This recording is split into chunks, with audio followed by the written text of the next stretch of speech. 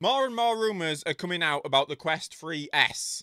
So what does that mean for these two? If you don't already know, the little bit of details on the Quest 3S, it's basically going to be a mixture of these two. It's going to have the lenses from this one, the display from this one.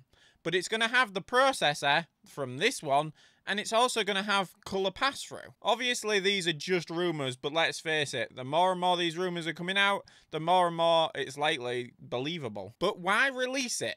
Let's face it, this is still outselling this. And we know why, really, don't we? This is too expensive. People have got it in their heads that they can get a perfectly good VR headset for about $200 to $300 or pounds. And I don't think they're wrong. This, up until about 2 weeks ago, I would have quite happily suggested to people, because you can still play all the games, and there's not really that many mixed reality experiences at the moment. You don't really need colour pass-through to play Beat Saber and Gorilla Tag. But then with the release of Batman and the release of Aliens only coming to the Quest 3 because of apparently the processor, it starts to get to the point where I cannot really recommend this. Mainly for the fact that it looks like they're killing it. And I think they're killing it because they're going to be releasing the Quest 3S. But when they do release the Quest 3S, it will not only doubtedly kill this. This will be gone.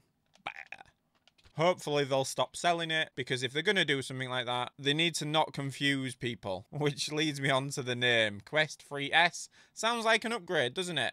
But it's not, it's an in-between, which really means it should be called the Quest 3 Lite. Hopefully they'll go with that, but who knows? I mean, do they know what they're doing at this current point in time? Either way, I kind of worry about this as well. Now, I know we're 6 months into the Quest 3. It's a fantastic headset. But why would anyone buy this one over the Quest 3S, which is going to have everything but the lenses and the display? This one then gets sidelined to VR enthusiasts, which I hate that term. I really do hate that term. But it is true. That is what's going to happen to it. No one, no average person is going to buy this over the Quest 3S, which then sort of kills this, really. Depending on when they release it, and the more and more the rumours come out, the more and more it suggests it's coming sooner rather than later. And I suspect we're going to probably hear something at the showcase, the gaming showcase that they do every year. That releasing do exactly what this did to the Quest Pro. I mean, let's face it, the Quest Pro didn't start off well. But this hasn't sold in amazing amounts of headsets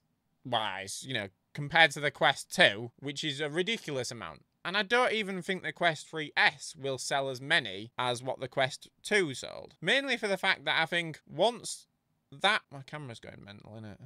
Mainly for the fact that once that releases, you either are a VR enthusiast who's already bought this, or you're going to wait for the Quest 4. Which, who knows when that's going to come out? It all depends on how well the Quest 3S sells, doesn't it? If the Quest 3S sells incredibly well, then are we going to see headsets like this that push the envelope, that push the boat out, that push something? I don't think we will. I think potentially the release of the Quest 3S will set back the development of anything that's high-end from Meta, which is sort of sad, because I do think this is a very good headset. But then that leads me on to which is going to be better, the Quest 3S or the Pico 4S. Watch this video next.